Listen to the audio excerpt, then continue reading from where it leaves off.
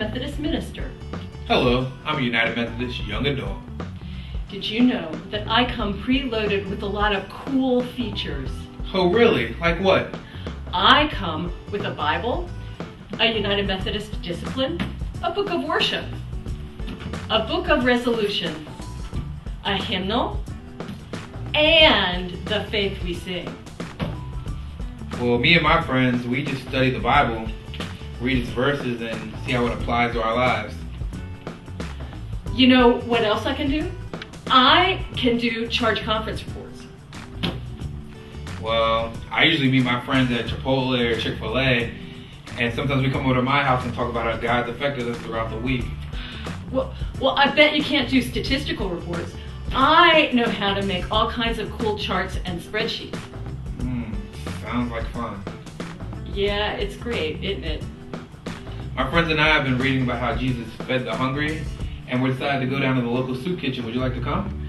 I would love to, but you know, I have this apportionment task force meeting that I have to go to, and they need my chart. I'll see ya.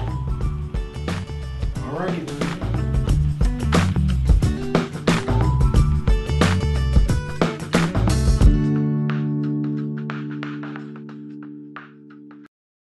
Wow. One of the things we know, to be a United Methodist today, you have to do some heavy lifting. There's lots of materials that we produce as United Methodist. Back in 1839, this was the book. This was the book that was the discipline and also our worship book.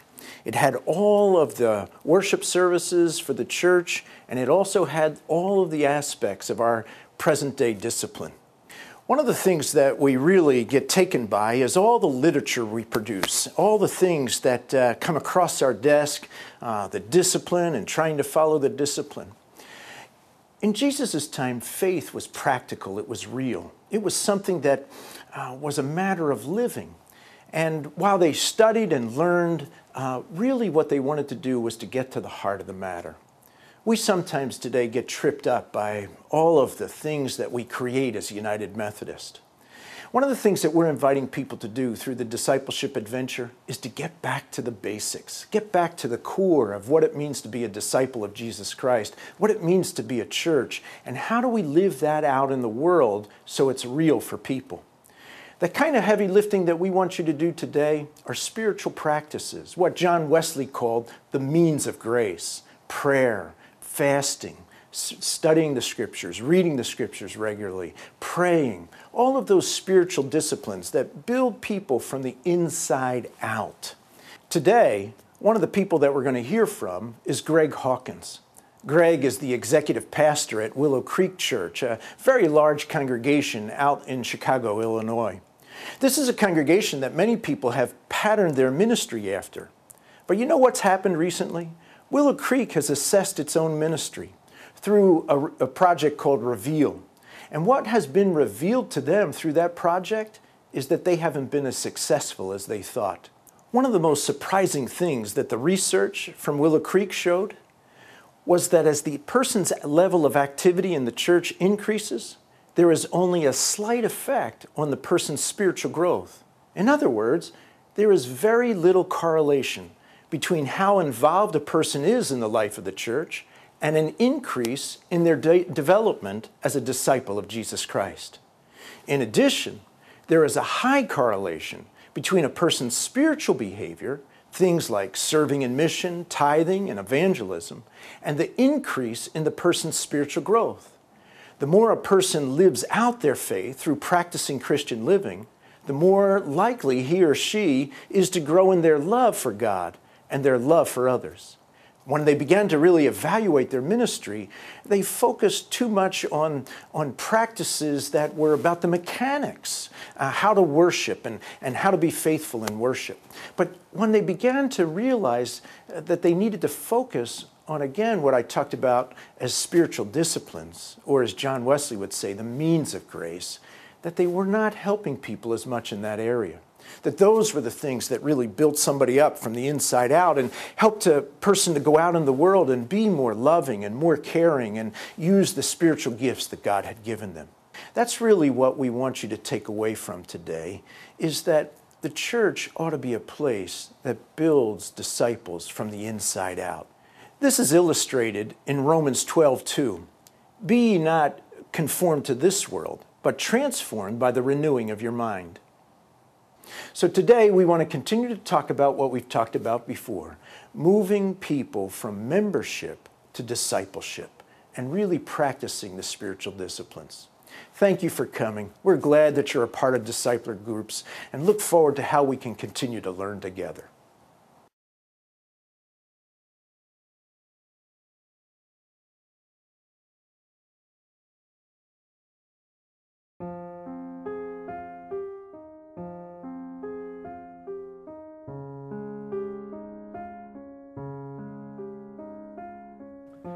This is where I sit every Sunday morning. My wife and I get here about 10 till 9, sit with the same group of friends to our left and to our right, catching up on how their week is, how their kids are doing, share what's going on in our lives a little bit. But as a leader in the church, something else is going on. Sort of looking over people's shoulders, sort of half paying attention to what's being said, because I'm watching to see how many people are here. I know how many people should be sitting in these seats at about 10 till 9. I know how many people should be sitting around 9 o'clock when the service begins. And if there's a lot of people filling up, then I start feeling great. I go, this is a good weekend. But on the other hand, if not too many people are showing up, then I'm asking all sorts of questions. What's going on with the weather? Maybe it's a bad weather day. Maybe it's a good weather day, so people stayed home. Maybe they don't like the topic or the speaker or something else like that. But that's what I'm thinking about all the time. Who's in the seats? Are they young? Are they old? What's their ethnic makeup? Because we're trying to reach more of a diverse population, so I'm paying attention to that. And by the time the service has begun, I'm so distracted I'm not even engaged, and it takes me 15 minutes into the service to sort of engage and get into the right frame of mind. And then, about halfway through the service, we take an offering. And this is when I can get really messed with. I've worked at this place for over 16 years. And I still can't get over that feeling when someone's dropping in something in that offering plate, that part of that goes to pay for what I do. And it pays for the rest of the staff, and it pays for these lights and all our programs and all the different things we do. And I sit there Sunday after Sunday and I wonder, are we spending those folks' money in the right way? Really? Would they feel great about how we're investing their resources? I hope they do. I hope they do, but here's the truth. Some days I'm not quite so sure we're making the right decisions. Some days I'm just not quite so sure. And the next thing I know, the service is over. You know, we had a great talk on the stage, and I'm sure people responded to that, but here's the truth of it. By the end of most services, I am so distracted. I have not met with God. I have not experienced His presence. I haven't grown deeper in my relationship with Him. And why is that? Why does that get in my way? Does it get in your way? Do you ever have times like that where you're distracted and you're trying to count heads and figure out what's going on and whether the offering is big or little? Why do we do that in church leadership? Why do we do that? These questions I've been wrestling with for more than a decade. But back in 2004, we decided to come at this a different way. What we decided to do was ask the congregation themselves. And we learned so much by just listening to our congregation, by asking them different questions. And then about a year ago, someone asked the question, does this just apply to Willow, or does this apply to other congregations as well? We said, I don't know. Let's go find out. So we went into 30 other congregations over the last several months and listened to over 20,000 people tell us about their spiritual lives. Tell us about their relationship to Christ and what was helping them grow and what wasn't helping them grow. And what we learned was incredible, and it's changing the way we look at our ministry and how we do church. And that's what I want to share with you over the next few minutes, some of the things that we're starting to learn. Here, let me show you.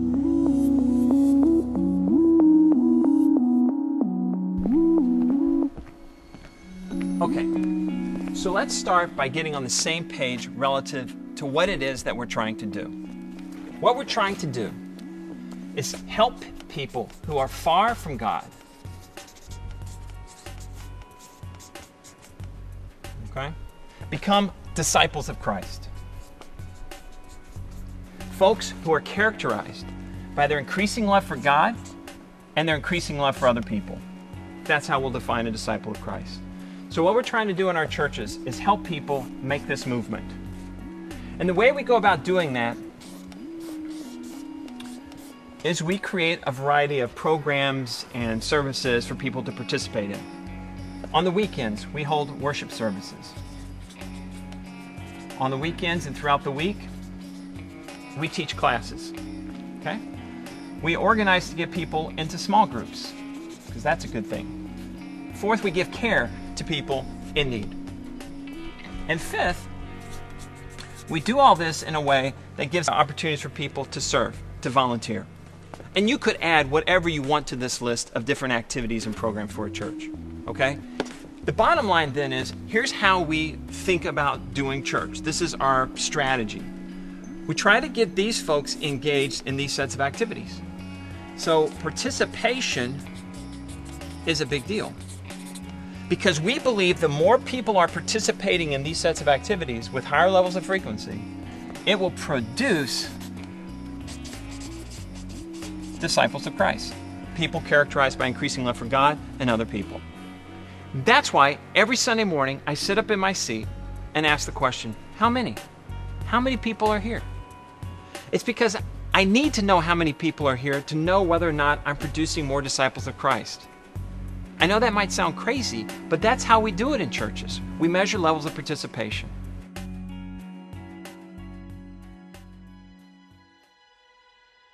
As I mentioned in 2004, we did some research here at Willow. And then over the last year, we invited 30 other congregations to participate with us. We've now listened to over 20,000 people who attend these churches, and we've learned an incredible amount of things about what really helps them grow and how close they really are to becoming disciples of Christ. The first thing that we learned is that increasing level of participation in these sets of activities does not predict whether someone's becoming more of a disciple of Christ. It does not predict whether they love God more or they love people more. So if that doesn't predict it, what does? Well, what we discovered was a spiritual continuum where you can look at your congregation and put them in one of 5 different segments. And the segments are aligned around someone's intimacy with Jesus Christ and how important that relationship with Christ is to their life. Let me illustrate. The first segment we looked at were folks who were just exploring Christianity. Most of these folks believed in God, but they weren't so sure about the Jesus thing, okay?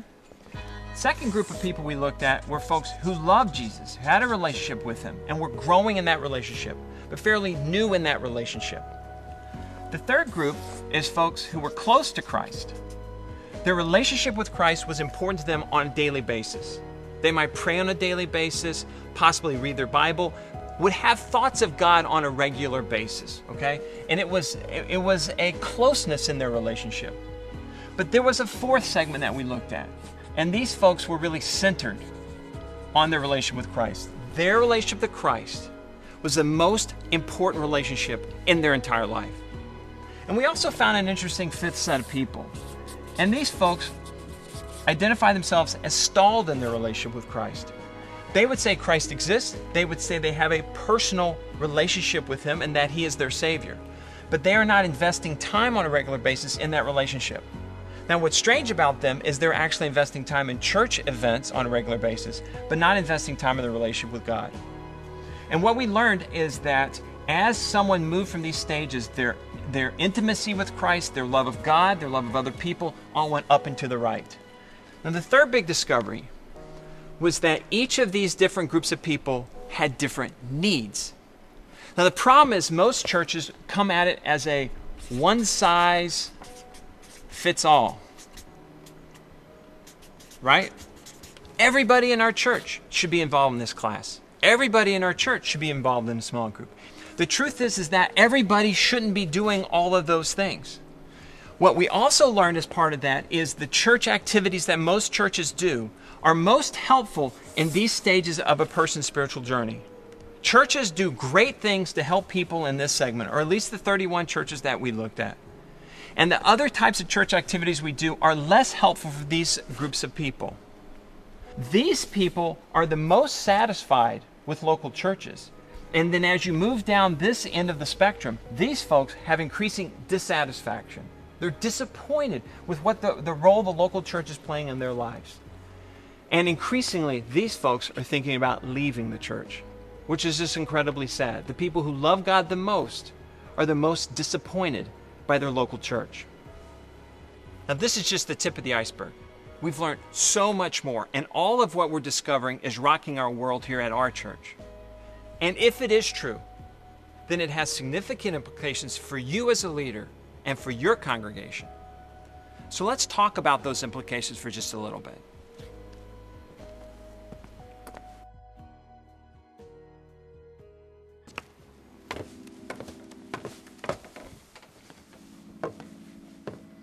The biggest thing is we need to ask different questions. We need to go beyond asking how many. We need to understand, are the things we're doing helping people grow in their intimacy with Christ? So it's okay to ask how many, but we need to go beyond that. We need to ask not just our staff members and our key volunteers what's working. We need to ask the participants themselves. And we need to deeply listen to what they tell us about what they need, what's working, and what's not working. That's the biggest implication. The second implication for me, and the thing that I've learned a lot, is that we cannot do this alone. We have to do this together. It was one thing to study just the Willow congregation. When we went beyond just studying Willow and then looked at the 30 other congregations, that's when the lights really went on for us. That's when we knew that we were on to something, because it wasn't just true at Willow, it was true in almost all the other settings that we looked at. And so I invite you to tell us what's working and not working in your church. I invite you to dialogue with us about what you've heard today. We wrote a book called Reveal, which shares some of the highlights of this research. We also launched a website, which is really a hub of communication with more insights from the research that we want to provide on a regular basis to you. But it's a place for you to comment on what's working and not working in your local church. This fall, we are entering a whole nother round of research. We want to survey over 500 additional congregations sometime in the next 12 months. And we're asking you to consider being a part of that group, free of charge. What it would entail is exposing your congregation to a short survey where we ask them about their spiritual life and the role your church is playing in their spiritual lives. We would get back to you a summary report of what's going on in your church. And then we would pool all that information together to continue our learning so that we can make that available to the rest of the community. Here's the deal. Here's our dream. Our dream is that we fundamentally change the way we do church. That we take out a clean sheet of paper and we rethink all of our old assumptions, replace it with new insights, insights that are informed by research and rooted in Scripture. Our dream is really to discover what God is doing and how He's asking us to join Him in transforming this planet. We can't do this alone, and we need to do it together. And I just invite you to be involved in this effort with us.